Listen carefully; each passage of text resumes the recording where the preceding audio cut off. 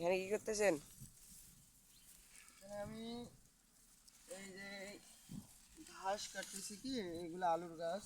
আমার ঘাস কাটা শেষ হয়ে গেছে ওই দিক দিয়ে।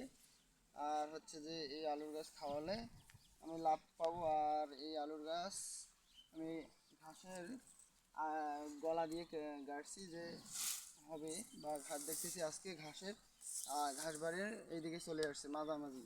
তো আমি আজকে হচ্ছে যে নিচের এই গাছটা না কাটতে এই আলুর গাছটা কাটতেছি, যে এই আলুর গাছ আমার আজকে খাওয়ালে আজকের দিনটা পার হয়ে যাবে। খড় দিয়ে যদি কেটে খাওয়াইলে আমার পার হয়ে যাবে।